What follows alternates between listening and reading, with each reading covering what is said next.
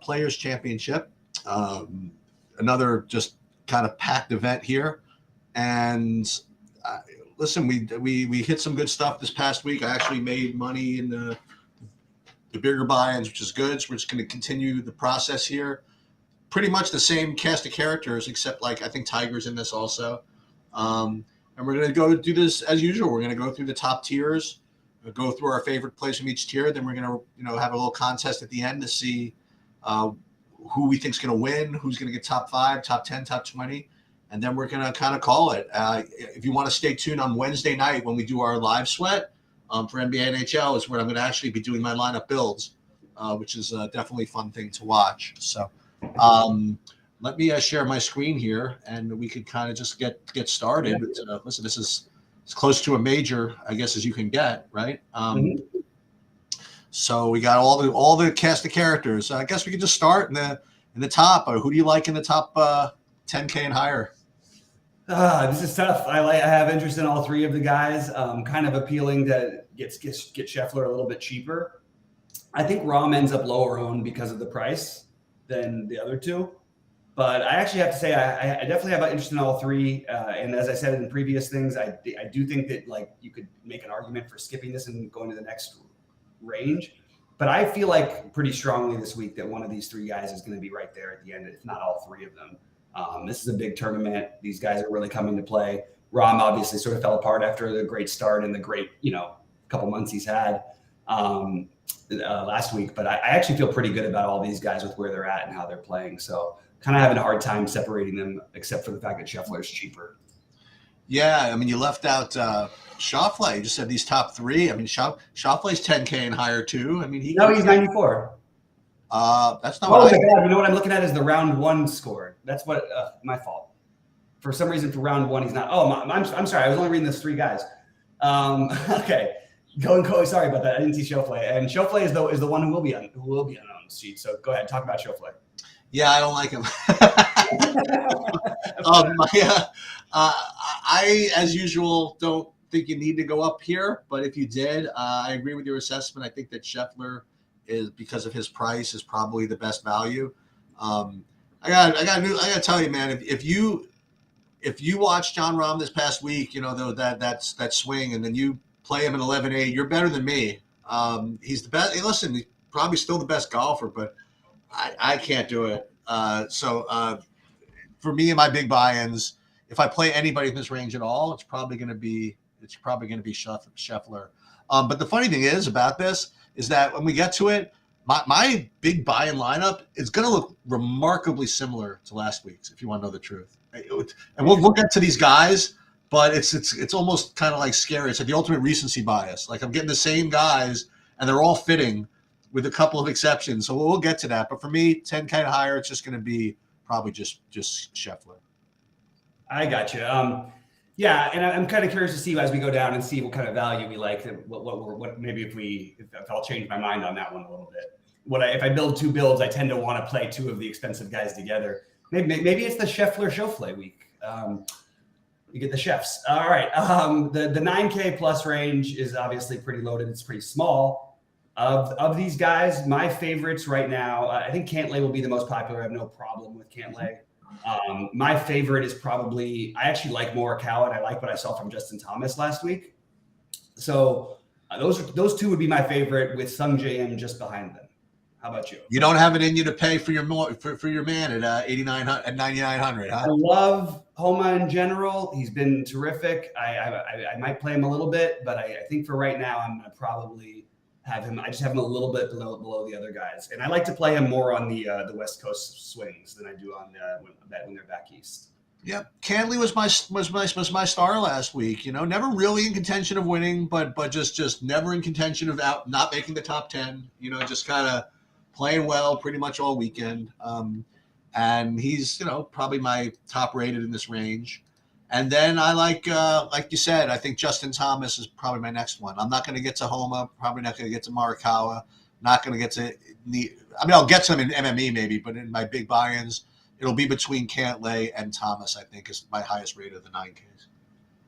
Yeah, and I actually think that more that I think about it, I actually think I could talk myself into Homa as the week goes on.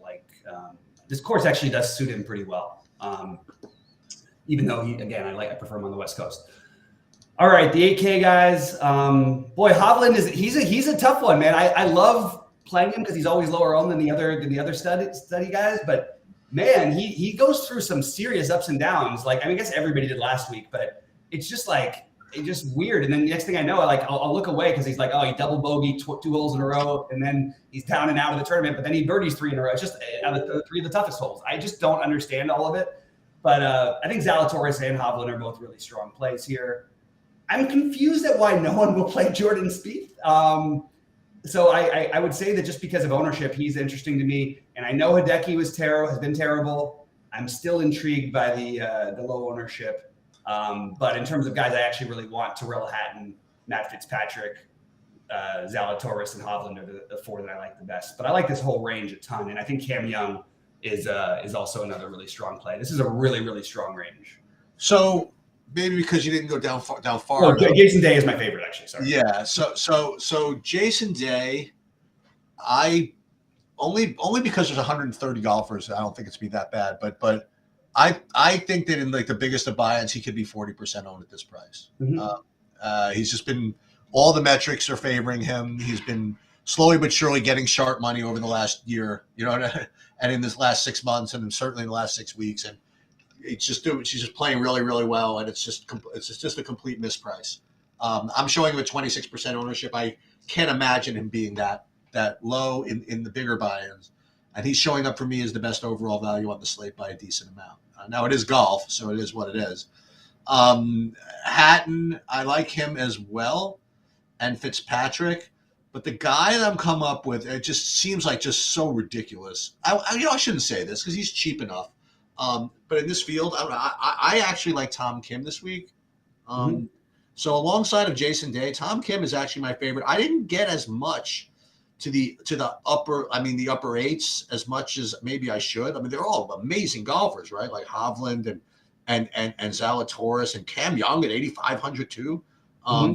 And Spieth's one of those guys who never shows up in any of the models, and no sharp player ever plays him, and yet all he does is like contend for the lead, like every single time. You know what I mean? And when you watch him, he's like, there's a thing in MMA where between like 2 or 3 different guys, you want the fighter that is going to quote unquote fight for your money. You know what I mean? Like never give up, like just always like that, just never like right to the death. And that's Jordan Spieth, man. I mean, like he'll like there are guys that we know that like they'll hit it into the bunker and they'll throw their freaking club and then they'll get a 7 or something like that. Jordan Spieth thinks he's going to freaking save everything, And that's the kind of guy you want in DFS. You know what I mean? Like, forget the projections, forget the money. You want a guy that's going to fight for your money, especially if you don't really need to win, But so in any case, my favorites are Day, obviously, and Tom Kim, actually.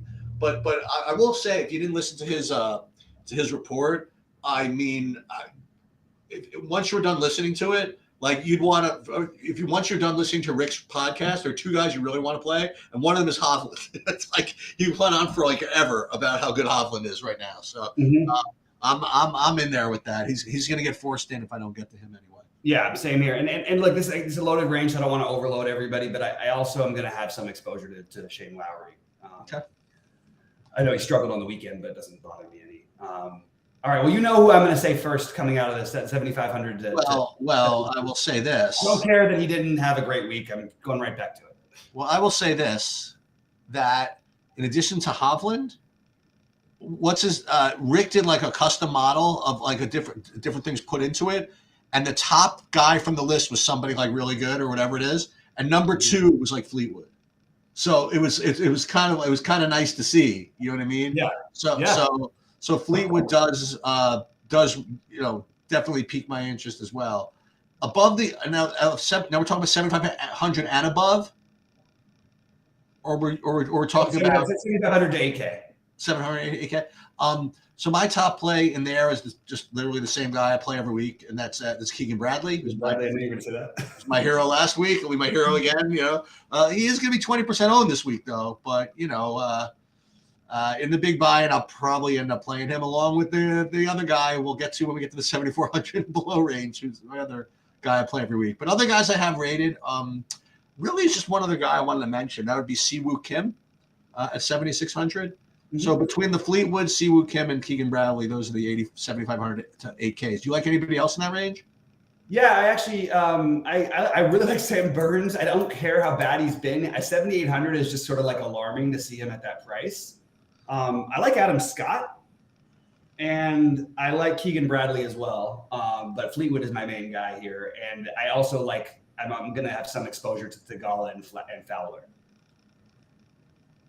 I know I'm naming a lot of guys, but remember, guys, it's a first look thing, so I'm not going to, you know. You're going to hear more names than you will at the end. All right, let's drop down to the 7 to 74. I can already guarantee you, Sheets. So just go ahead and say it. Who's your favorite play in this range, the 7K to 74? Well, I know you're going to say it. It's Keith Mitchell as usual. Yep. And he's perfectly fine for me last week. And dude, the guy hits a freaking mile. He beats. He's like in the top 5 like strokes gains off the tee every freaking event. Mm-hmm. And listen, he's not the greatest putter. He's not like the greatest player in the world, but at this price, I'm in. You know what I mean? And he has eagle upside every time there's a par 5 because he can hit it so freaking far. So I like him. And then the other guy under 7,500 I want to highlight is another guy I used to play more, but Corey Connors seems a little too cheap, and he's playing better as well. So those are the two main guys, 7,500 and below or 7,400 and below. I'm interested in. Yeah, I agree with those two. I would throw in a little bit of the low-owned Alex Noren. I'm open to Russell Henley, by the way, too. He made a charge in this tournament last year. But Alex Noren, Minwoo Lee, and Sepp Straka would be my get different guys in this range. You named the other guys who I like. Does Tiger not play? Is he not playing this week? Yeah. Oh, is that? And I don't think that I have no problem with Ben Griffin or Taylor Pendrith. I just don't know if I want to make that play yet. Gary Woodland with 7K too, by the way. You got anything under 7K? I mean, so there are things I have under 7K. So let me just see these guys' prices because there's so many players. I've got to double check. Nick Taylor is right at 7K, so I actually missed him on that one. But Nick Taylor is somebody I like. I like Molinari a little bit. Had a good week last week. He's 6,400. Has played well on this course before. I think that's kind of interesting. So Molinari and Nick Taylor. I guess Nick Taylor 7K, but those are the two guys I had down, as my cheapos that really stood out. Again, I don't mind if anybody wants to take a shot with Grillo, and maybe we should consider a guy who's 6,900 who just won on a really tough course last week. Like maybe we should consider some Kitayama, right? I don't know. I'm going to. I don't know. It just seems weird to me that he's this cheap. But those are really most of it. I know some people will play Benny on, and I know Ryan Fox is getting some love. I've heard people talk about. I think Luke List is kind of interesting. But nobody. I mean, all these guys are just sort of like, okay, Steven Yeager. I'm just gonna I'm sort of like gonna sprinkle them around. Tyler Duncan. But nobody who's like, none of them I'm like, oh, I need to play this guy. Nick Taylor and Molinari were my two favorite spend downs at first look. And I will have a share of the general because he completely blew it for me in some big lineups last week. I don't know why I played him, and I felt really great about it until when he was 3 under with 4 holes to play, and he ended up 5 over or 3 over. So that was frustrating. But yeah, those are the guys I've got. Who do you got down here? Oh, Joseph Bramlett, maybe? I don't know. None of these guys are going to make my big buy-ins, but if the top rated guy I have is one of the guys, or basically two of the guys you mentioned, that would be Yeager and Molinari. But I'll throw a guy in that we all played at pretty high ownership really recently, and that was Johnny Vegas, and he's 6,800. So that's the guy that I will throw into the mix. And the good thing is that like your theory about that every slate comes down to like to getting one of these guys, whether they look good or not. At the end of the day, like one of these guys is always in there. And we talked about about Mazer Bowie when he got there in the 555 with the guy from Sweden. I don't even know what his name was. Some 6,200 guy at 0.5% ownership or something. And so you are going to listen, especially if you MME. I mean, you're just going to have to play these guys because they're always in the winning lineup.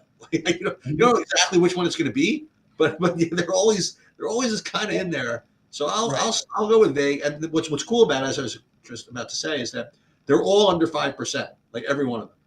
Yeah, no one's gonna feel like they want to because you don't have to get down here. You know what I mean? Yeah, you don't have right exactly, and that's what keeps these. But who's to say, who's to say that Keith Mitchell hitting 400 yards is always going to outscore Joseph Bramley hitting 400 yards? You know what I mean? Right. At like 30 times the ownership, pretty much. You know what I mean? Right. So, yeah. So again, I heard some Ryan Fox love too. You could go back to your what's the name of that show with the hat guy? That guy?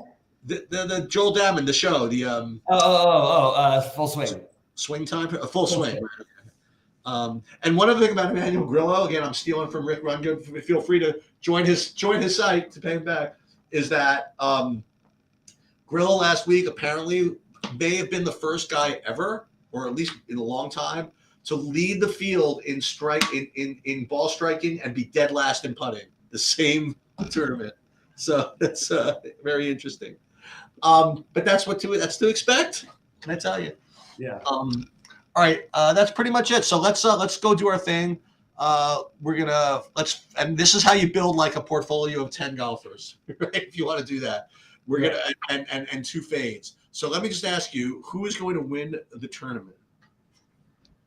Okay. I'm gonna actually go with. I was considering going with Rory. I think I'm gonna go with Scotty Scheffler. Well, F you then. Then I will go to Patrick Cantlay then. We're back on Cantlay. All right. So now anybody under 10K, or anybody, I guess, but under 10K somewhere. Well, actually, it's got to be under 10K to make the top 5. To make the top 5, I'm going to say Zalatoris. Yeah, I'm gonna chalk it up a little bit. Meaning that I'm gonna take a guy over 9K. I will say Justin Thomas. That was my other one I was gonna pick. Okay, I feel very good about that. So now under 9K to make top 10. The chalk answer is easy. The one I want to pick is different. I'm going to say Hovland. I really am tempted to say Fitzpatrick. The only thing I hate about Fitzpatrick, he's always high owned, and he doesn't like his type of style doesn't equate to large scoring numbers. Now he's good at avoidance, which is good for things, but he doesn't like if he's -4 or -5 at the end of a tournament, he's going to be one of the lower scoring -4, -5 guys out there. But anyway, I just want to throw that out there. Sorry, go ahead. Who's your guy? I'll tell you, it's a tough sell to get either of the guys I'm thinking about to go top 10. Seems so weird. Although Jason Day is like a great play, get him the top 10 is just asking for it. And Terrell Hatton's just got a bad attitude. I'm gonna go with Tom Kim. I'm gonna take a shot. Wow, you took somebody. You're making me all these great names, and I actually do like Kim. I mean, he's just dude, I thought about that because I was about to say Jordan Spieth, but if I did it, then I'd have to play him. I'm gonna play a little bit of Spieth. Right. I am obviously gonna take Fleetwood under 8K. Oh, that's this. So everybody keep in mind, this is under 8K to make the top 20. He's gonna take Fleetwood, and I am going to take what's his name? I don't know. I know it's him and Mitchell. I have to. They're both kind of like my heroes here. Yeah. Well, Keegan Bradley. He went to St. John's. I'll go Keegan Bradley. Okay. All right. But under 7K to make the cut. My pick last week for this, I think, is still on the course. I had Taylor Pendrith. I think he was like plus 30 or something like that. I don't know exactly what he was. Oh, man. So I will go. Boy. Webb Simpson is 68 freaking hundred. I know. I just noted. I think that's a good call, actually. I'm gonna pick him to make the freaking cut. How about that? Yep. Okay. I mean, I like the Webb Simpson thing. I actually put him on my list after we were done with it. I'm going to take Molinari. I do want to give a little love to Nick Taylor and Kitayama. I know Nick Taylor's 7K, but Kitayama 6,900. I think both those guys are very reasonable as well. So who's missing? Over 9K to miss the cut. This is, I think, an easy one. You think it's easy. I know who you're going to take. I mean, there's no other. I mean, I don't know who else I could pick. It's so hard for these guys to. All right, I'll let you take Sung Jae, and I'll take. That's not who you're gonna take. Well, okay, go ahead. I thought that's who you were gonna take. Who are you gonna pick? I don't know. Maybe I'm hustling you. I don't know. Maybe. All right. Well, I still actually am going to take Fina. Yeah, I'm gonna take Homa. Okay, I thought that was what you were gonna. I thought that was once I knew the non-Sung Jae, I figured it had to be. Yeah. But anyway, guys, we'll be live at 8 Eastern. We'll talk. We'll do a sweat show, and then we'll do our final golf thoughts. Wait, hold on. Let's translate what he's talking about. So 8 Eastern meaning what? 8 Eastern Wednesday night. So 11 Eastern. I'm sorry, 11 Eastern Wednesday 8 night. Pacific. Excuse me. Yeah, sorry. And yeah. all right, that'll do it. Good luck, everybody. Should be a fun one. Good luck, everybody.